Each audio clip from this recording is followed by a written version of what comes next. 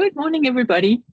Welcome to this week's edition of our weekly Wednesday webinar. We're very privileged today to have the time or have the important, expensive time of our Assistant Dean Teaching and Learning, who's come to join us today to talk about the teaching and learning plan of the university in relation to the teaching and learning plan of the faculty. So the first thing is, what does the plan say and do? And I guess part of the discussion is, how do we see it playing out for us? So Paula, we're very grateful for the time that you've given us today, and we're really interested to hear what you have to say. Thank you. Thank you so much, Shirra. And yes, thank you all for joining.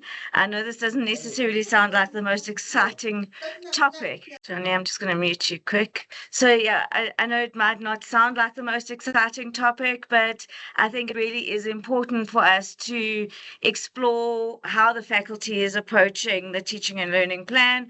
I'm sure you are all aware that there is a new Wits Teaching and Learning strategic plan that was published earlier this year.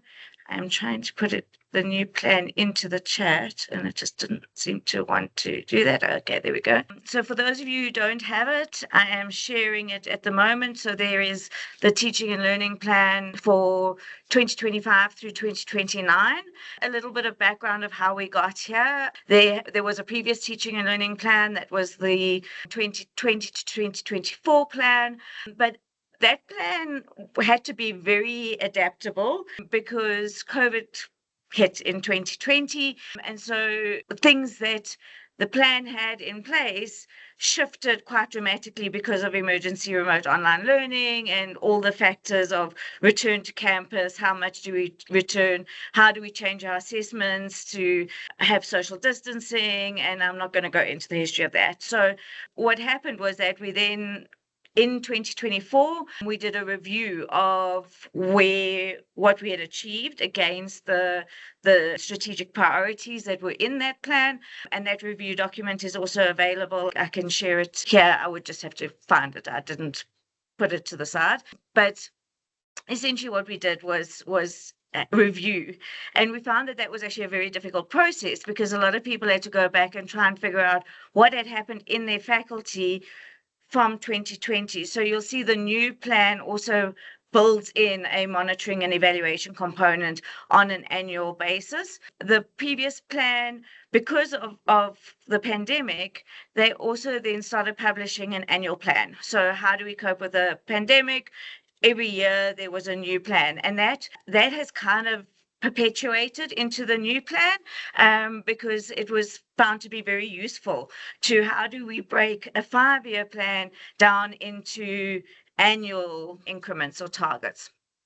So the new plan, as I say, was published earlier this year and has been through all the approval processes, and they've narrowed it down to 6 focus areas. I'm going to go through it relatively quickly. I'm not going to bore you with you all have access to the document, and I know you can all read. So there is a meeting whiteboard. I'm not actually sure how you access it from inside here, but let me put the share link into the chat for you as well so that you can find it. Where did I share the link? I shared it with Shirra. So let me just grab it quick.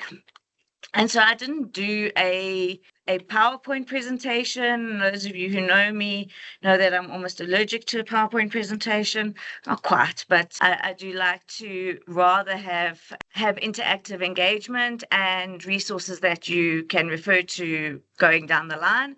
And please, this is going to be an interactive time, so I'd rather you stick up a hand and ask questions and that kind of thing. But I'm going to just share the whiteboard quick. I'm sharing the screen. Yeah, okay, so I think you can all see my screen. Just move this back here. Okay, and I can see some of you have already gone into the whiteboard. Don't worry too much about it just yet. So what I'm going to do, if you are in this point mode where the cursor, you're on the select cursor, if you right click, it becomes the hand, right? So I'm going to just move over here and then I'm going to zoom in. I'm just using my scroll button to zoom in enough so that you can all see. Yeah, okay, there we go. I assume everybody can see this all right? Thumbs up if you can. Okay, Shirra's thumbs upping me. All right, so essentially there are 6 teaching and learning, thanks for all the other thumbs up. There's 6 teaching and learning focus areas for the next 5 years. But then there's also a plan for 2025 so that it bridges the old plan and the new plan and looks at how we go forward. So I'm going to run through the 6 areas, and then I'm going to look at the key areas that we are supposed to focus on in 2025, but that will carry on into 2026, discuss those a little bit. And then what you'll see is that what they talk about in the annual plan is almost, it cross-cuts some of the focus areas. So like they talk about blended learning, but there's not a specific category in these 6 focus areas for blended learning. So where does blended learning apply, and what should we be doing in the 6 categories is kind of what, or 6 focus areas is what we're going to try and explore today. So I have put the actual plan into the chat. It is also available on the main Wits website. And if you click on teaching and learning and you scroll to the bottom, it is there as a plan. There's also other plans in that space. So what are we wanting to achieve over the next 5 years?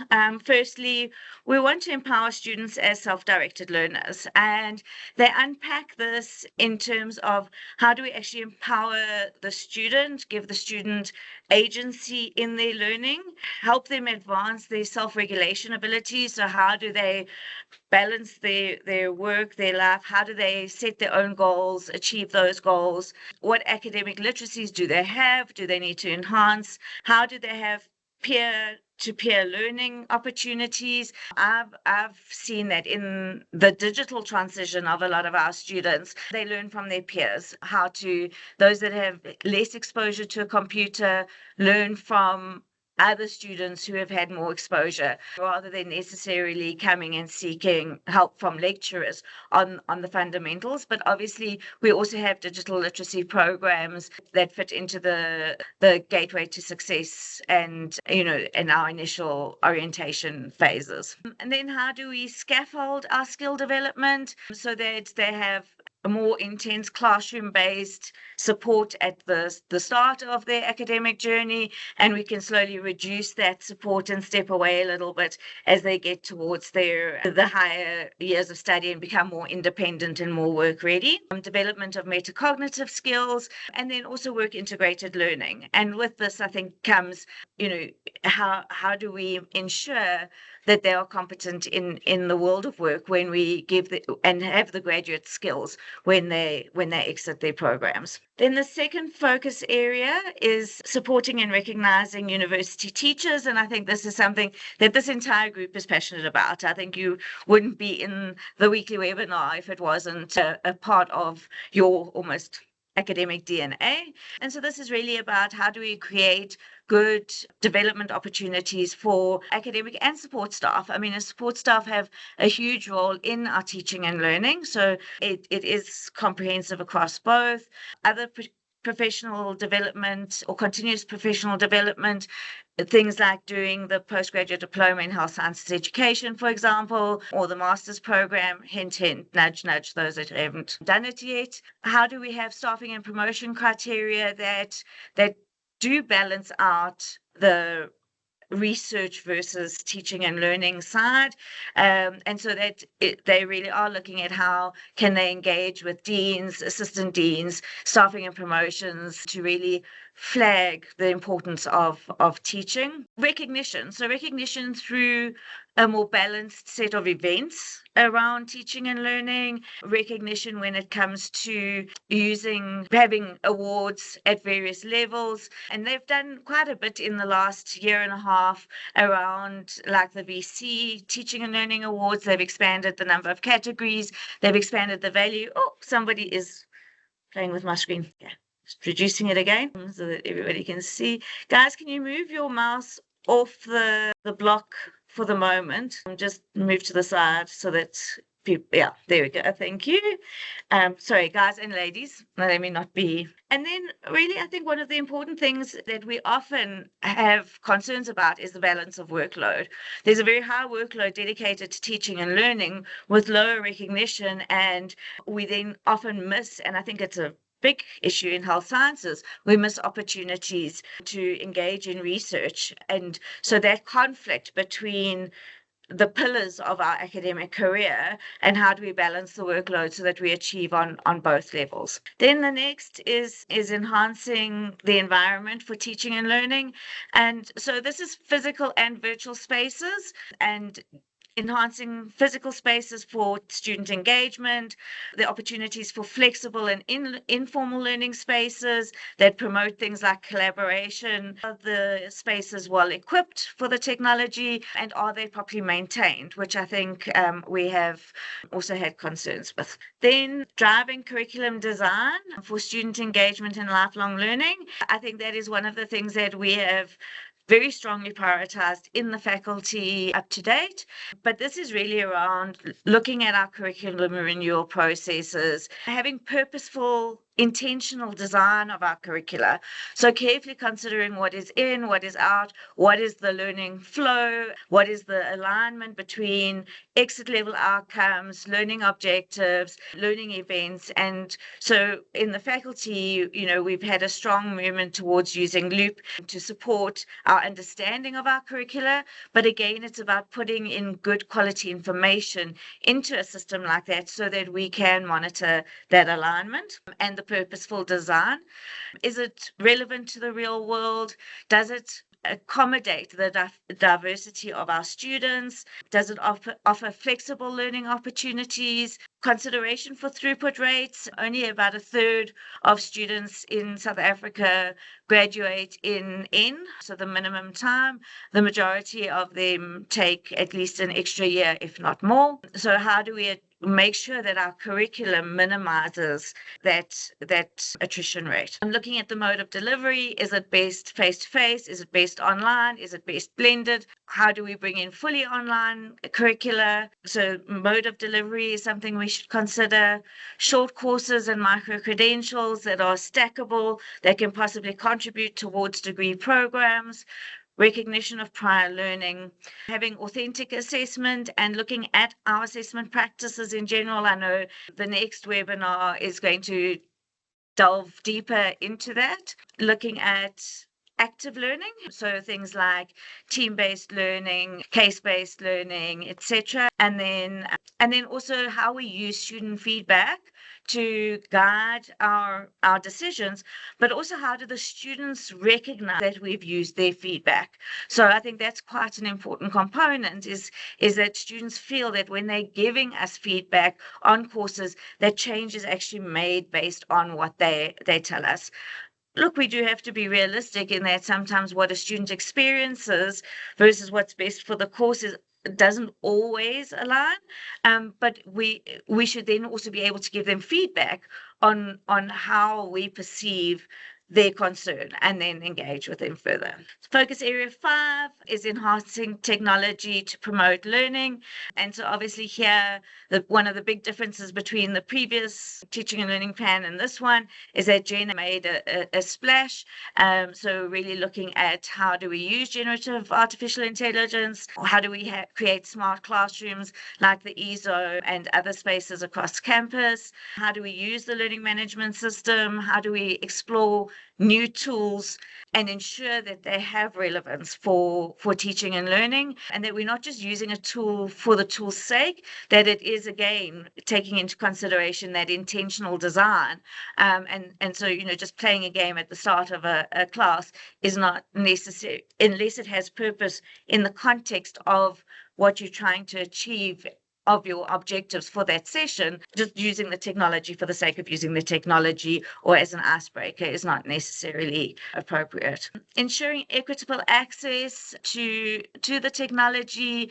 So this includes the literacy as well as the actual access to the hardware and software. academic integrity, obviously that's become far more of a concern with generative. How do we monitor that our students are using it appropriately? But also in general, copy and paste. How do we build the academic and writing literacies to ensure that academic integrity remains intact? Excuse the spelling mistakes. Please do not judge me on my spelling mistakes. My grade 2 teacher told me I couldn't spell, and I've believed her ever since. So aligning the technology to the future world of work. So it doesn't help us teaching students how to use a tool that they're not going to have to use in the world of work. So it might be important, and I mean, I know I can use a pharmacy example here because I watched it happen. There are certain things in pharmacy where they've done a whole Excel spreadsheet, and they've been taught how to do things in Excel. I think it had something to do with dosing and dosages and various things, but that is something that it's a tool that they'll use and have a method of using that then is going to be applicable when they get into the world of work. So using the technology that will actually be used out there. And I know it's often difficult in our context because some of our world of work is very low resourced, and so things like patient files are still paper-based in some contexts and electronic in others. And so how do we prepare students to enter both or be equipped for both? And then obviously right from the word go, it's the digital literacies and parts of the Gateway to Success program that they build in those elements. And then the final focus area is strengthening data-driven student success. So this is how do we gather institutional data? What data do we gather? How do we use that data to remove barriers? How is it important for student performance? How do we manage our curriculum relating to the information that we get at-risk students? How do we use this when it comes to academic advising and in our curriculum review, etc.? So it's really about how can we build dashboards that can be used by student success support staff, by academic staff, various dashboards, management, etc., to ensure that our students we're using data to inform how we go forward. So that's the overall plan, and that took me 20 minutes. That wasn't my plan, but are there any questions on the plan at this stage? It's a very high level summary of it. And please take the time to read it because there's actually a lot of pearls of wisdom sitting in that plan. I know it's a long document, but especially if you at least read the focus area descriptions, there are some really good pearls of wisdom. For those of you that haven't used Whiteboard much, if you use the right click on your mouse, you can move the board around quite easily. So then I'm going to just go on. I see there's no hands up, so I'm just going to go on to the continuity area, the areas of continuity and the new areas that are being considered for the current year. And I'm sure a lot of these will carry on into 2026. That's why I've kind of framed it as 2025, 2026. So I'm just going to zoom in again. Okay. So yeah, it's somebody really made this one very big. I'm going to just make it smaller again. Let's get a large. So essentially what's happened then is now we've got an annual plan. And so you'll see like artificial intelligence tools can cross-cut a number of the focus areas.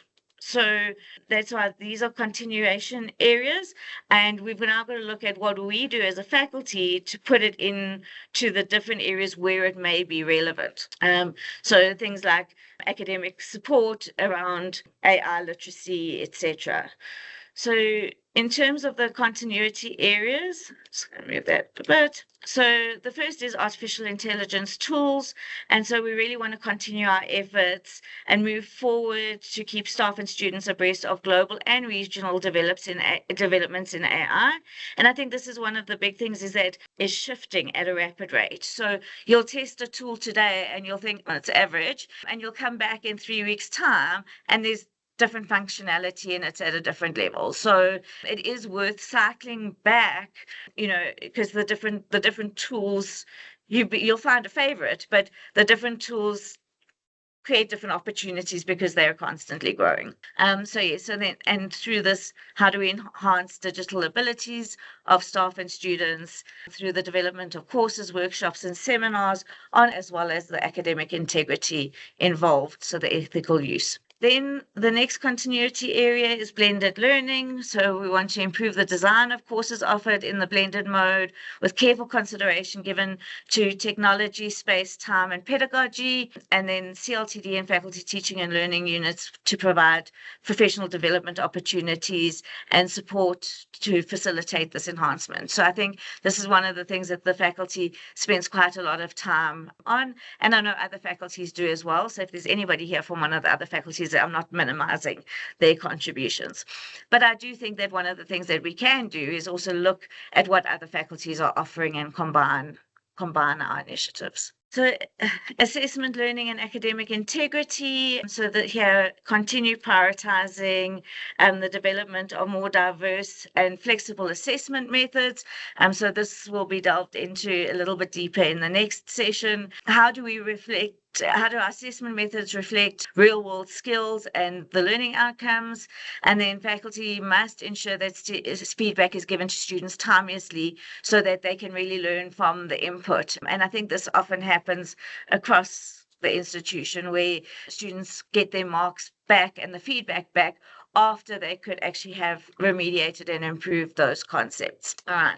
So really, we hope that this can enhance student success and throughput. Maintaining an online presence, I think this is something we've become very aware of, but also how do we use not only OASI, but other technologies to integrate into our teaching and student learning. Lifelong learning. This is looking at, obviously, there's the Wits Plus short courses. How do we as a faculty contribute to that? And then courses that can be developed to also be marketed as micro-credentials. There's been some movement on that area. Enhancing curriculum through program reviews. I think that's one of the things that we do quite a lot of. We have our quinquennial reviews. With having the professional councils, I think we actually probably do more reviews because then we do program specific reviews as well. And so, but QAPA will be piloting a new program review framework and then assess it and revise that framework. I'm not sure if Carol is here. I think she is. I don't see it at the moment, but if there are specific updates on that, she can let us know. Then new areas that came into the new plan that was as a focus for this year is building capacity and understanding to support university teachers and students to learn in flexible and meaningful ways. And so looking at fully online programs, the faculty is very privileged to already have the Bachelor of the Bachelor of Health Sciences in Nursing Systems Science, which is a fully online degree program at an undergraduate level. It's the only one in the institution at an undergrad level. And so we have a lot of experience and learnings from that we could possibly apply. And then obviously at a postgrad level, there's opportunities to do fully online distance programs. Teaching portfolios, CHSE and Shirra and the team have done a lot of work on what goes into a teaching portfolio and how do we enhance it. There's also been a lot of work at an institutional level on things like developing peer evaluation. I'm sure some of you got an email asking if you would go on the training to become a peer evaluator. But what goes into a teaching portfolio? How is it relevant for staffing and promotion? How do we get buy-in from staffing and promotion committees? And at the end of the policy, there is a guide to a teaching portfolio. Venues and spaces. So establishing a venues committee in collaboration with student affairs and systems and operations to assess existing teaching and informal learning venues and advise on pathways to improve these spaces so that they can increase student engagement and learning and ensure that teaching can be done most effectively.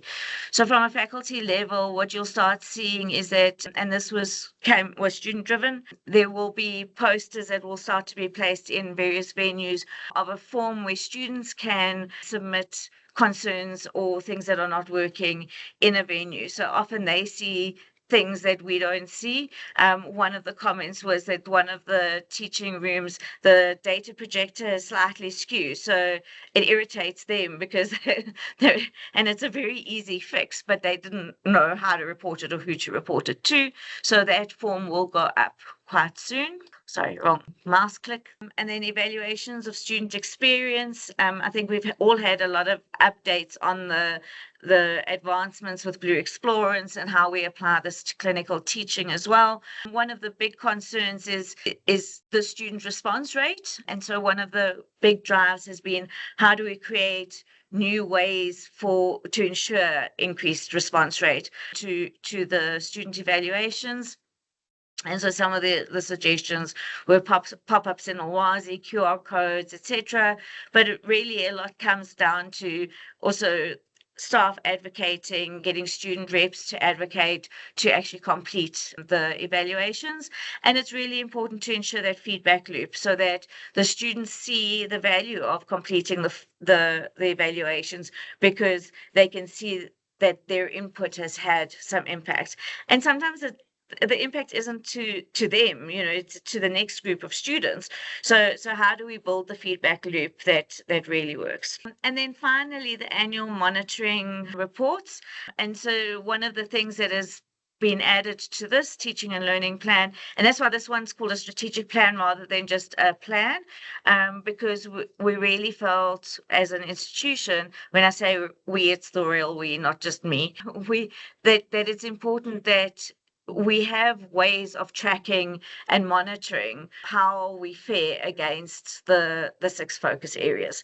And so Central has been working on some templates for the annual monitoring, and we will start trialing those. But at a faculty level, we are also looking at ways that we can enhance our monitoring from a faculty perspective so that we know where we're standing. So that's a summary of the current plan, which I've also put into the chat as well. So that's the annual plan. And as you can see, these areas are not directly related to the focus. It's not a one-to-one relationship.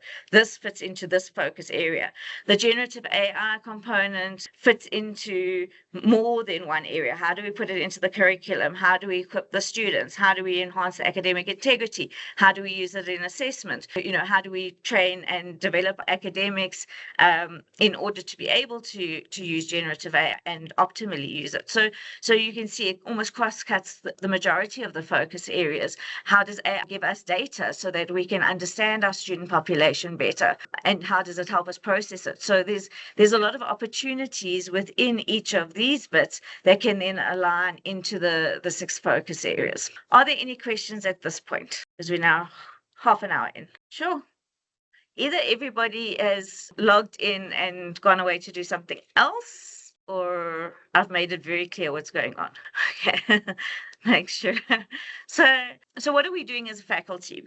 I think that's quite an important component to consider, because there has to be some form of top-down component, but really what's vital is that there is buy-in at a student and staff level. Level. Sibongile, go ahead. Thank you, and good day, everyone. So my question is on the online courses, yes, like the Bachelor of Health Sciences system.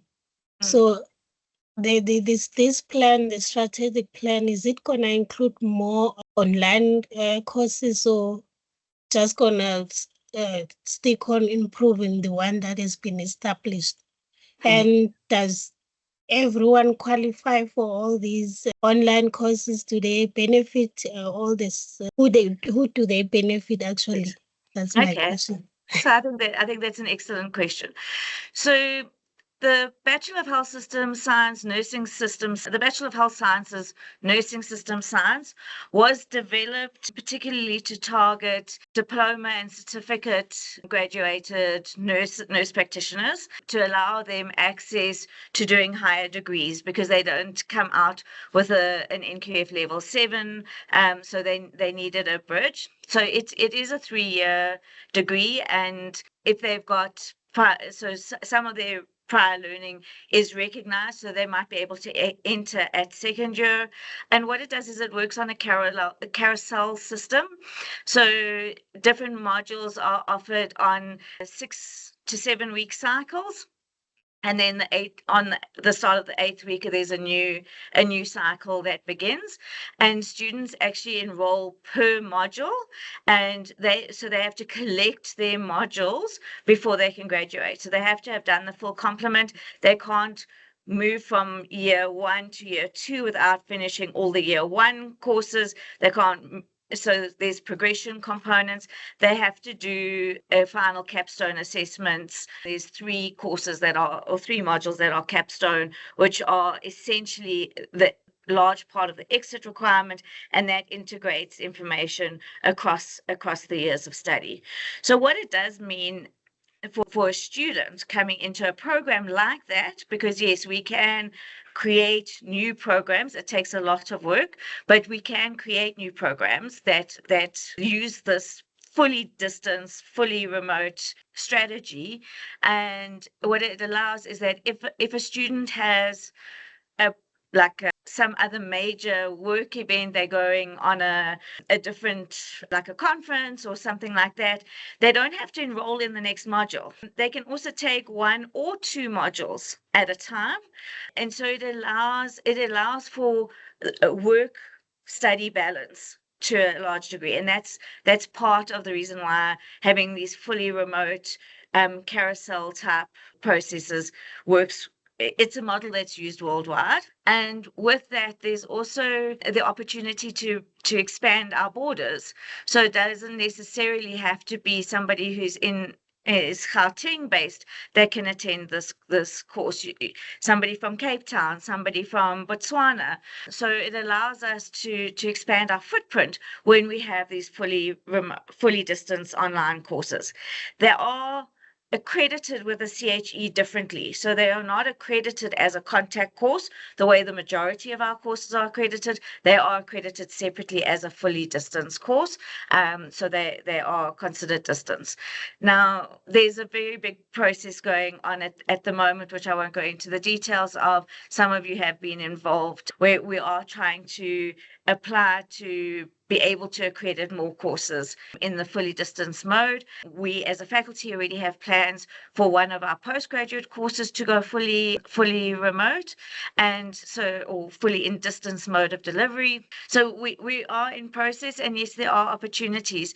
Remember, the difference is the health sciences is very skills orientated. So where do they get the skills if they're fully remote? How do we ensure that there's skill development? So the nursing system science is a largely theoretical degree. They are practicing nurses, so they have parts of what they do in each module is how do they apply it to their world of work context. So when they submit essays and that, there is that component of integration. So you do have to carefully consider which programs could possibly go fully distance.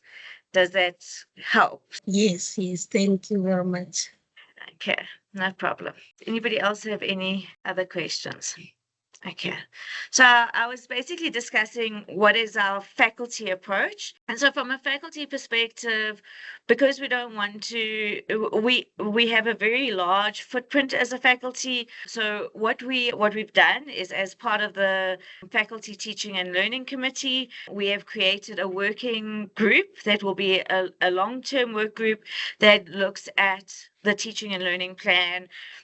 What are our faculty priority areas as a faculty? So we look at the school level teaching and learning plans. How do we integrate it? What do we as a faculty collaborate on? What do we focus on within those focus areas and within the annual plans that Central will publish? So we don't necessarily want to recreate a wheel and say, okay, well, we've got to have our own teaching and learning plan over the Central teaching and learning plan for that year, as well as over the school level teaching and learning plans. We want to be the glue between. And then that work group will also then be responsible for looking at how do we monitor and evaluate progress towards those focus areas. So it is a very newly constituted work group. We've only had one meeting so far. Fortunately, I had to cancel the second meeting, but I will schedule another one quite soon. But it really is so that we have across faculty buy-in and representation across the programs and across the schools to ensure that our teaching and learning priorities align at what schools need, what programs need, as well as what we should be striving for at a institutional level. Does that make sense to everybody? And I think there are some people that are in the room who are on that working group. Okay, so we've got about 10 minutes to play. So what I've done with this, zooming out of in the work group. So the reason I put the information into the whiteboard was so that you could refer to it. All right, anybody can refer to it when they want to. And to zoom into an area, you can use your mouse to zoom in, or you can use the tool at the bottom to zoom in and out. Let me go out again, and I'm just going to use my mouse button to scroll and move out a bit more. And then if you right click on your mouse, it changes to the hand so that you can move around the area, or you can actually click on the little hand and then it'll change your mouse to a hand and you can grab and pick up. It does also give you little notes to self. So what I want to do for the next, I'm going to say 10 minutes, so it'll take us to 12:52, give or take. I want you to just think about those focus areas. Think about any of these areas that are in the current plan. Click on, so I've got the focus areas at the very top, and then there's sticky notes. So let me change to my pointer. There's sticky notes in each of those plans. If somebody else is in a sticky note, don't click on their sticky note.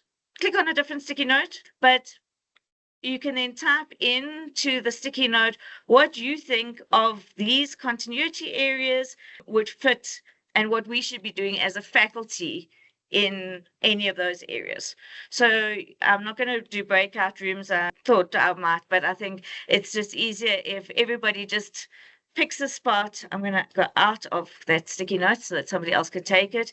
But what do you think we can use, looking at the tools to enhance the environment for teaching and student learning? Have you got any ideas there? Are there things that you are working on as a department, a school, you individually that you think we could look at? And just pop in your thoughts and ideas. So I'm going to keep quiet for now and turn everything off, and it's up to you to play. And I'm also going to stop sharing for now so that you are not looking in multiple places and trying to steal each other's ideas. Make sure you click into the sticky note in order to type.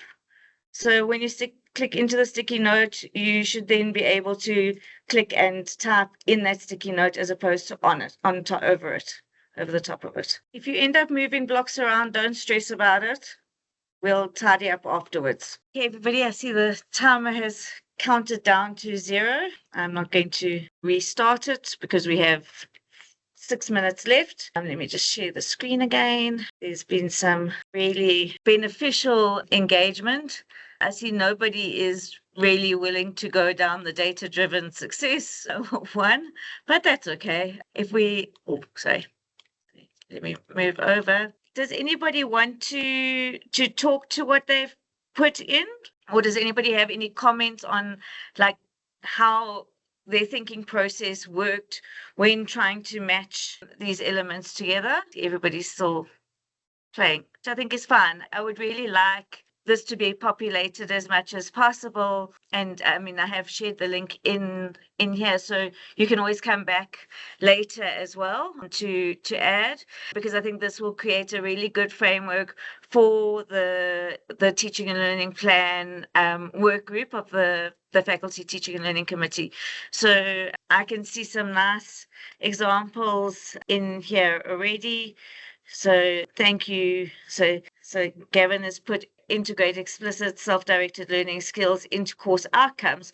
So I think that's like, it's one of those skills that we don't necessarily think about. Sorry, let me put on my camera. And those skills that, how do we teach our students to be self-directed learners and self-regulation, and how do we also monitor what they expect their achievement to be? I think there's so many components to look at. In health sciences, we get the top of the top, and they're used to getting 90s and 80s for everything, and all of a sudden they come in and they're getting 50s and 60s, and it's quite hard to adjust their thinking to the depth that's required. And so how do we help them regulate the expectation, the goal, the outcome with what they do, and plan their time, goal setting, being reflective practitioners or being reflective learners is quite important. So thanks, Gavin. That's a great one. I love the using podcasts and audio plugins. I think we've got such a huge overload of reading and dense reading often in what we share with our students as resources, and so giving them audio that they can listen to while they are on a train, a bus, a taxi, in the car, really can help them optimize some of their time, as well as prepare them for various environments. So I'm not going to go through everything. Daniel, I think this one can be quite difficult, leveraging student feedback to rank lecturers. I think there's quite a bit of research out there on like the rating scales and those kinds of the nuances of how students consider lecturers to be better than each other, and sometimes the perception is not quite equal. But I do think, what is it that we're leveraging to allow a lecturer to demonstrate their teaching competence and how their students learn? So I think the other thing you might have noticed is that you can give thumbs ups to different sticky notes. So please, I think the safe spaces is definitely a vital component. So please give thumbs up to the different sticky notes that you think also align with your own thought processes, because that'll also help elevate some of these ideas. Okay, I'm aware that there are 2 minutes to go. You are welcome to keep working in the whiteboard, but I'm going to stop sharing for now and ask if there are any final questions. Okay. Shirra, I think if there are no questions, I can hand back to you. Thank you so much, Paula. First of all, thank you for taking the time to explain the different levels of the teaching and learning plan, what's out there and what we're being expected to do, and also for inviting comment, because I think it's really important that people are aware of where the priorities are and the things that we can be doing and showing with regard to keeping those priorities. So we really appreciate the time and energy that you've put into being with us today. I do want to remind the group that next week is the CLTD Teaching and Learning Conference, which has a whole long, complicated name. And so we will not be having our weekly Wednesday webinar, because they actually have a Wednesday online login that you can join the CLTD conference. So what we'll do is we'll send out a notice with that link, so people who are interested in getting their weekly fix can listen to the wider university and some of the things that are being discussed at that conference. Or you could sign up and attend the conference for all 3 days, which could also be an interesting exposure to other faculties and their teaching and learning issues. And then the week after that, which is actually the 17th of September already, we're going to be unpacking particularly the evaluations process. Carol has been very engaged with both CLTD and QAPO in looking at streamlining the system for our faculty particularly. So we're going to go through step by step what's involved in asking for specific kinds of evaluations for different kinds of staff members and for different circumstances, different kinds of classes. And that is from bedside teaching all the way through to postgraduate supervision, as well as large class teaching, and also what it means when you get that evaluation and how you can incorporate it into the kinds of reflections now that staffing and promotions are going to be wanting to ask us for about our teaching. So that is the slot on the 17th of September. We will send out an advert in good timing, because I think this is something that has been a bugbear for people throughout the year. And it's a good time to clear the air and to actually hear from the faculty's perspective what it is that you can do. So thanks for joining us, everybody. We look forward to not seeing you specifically next week, but we'll join this link again on the 17th. Enjoy the rest of the afternoon, everyone. Thank you.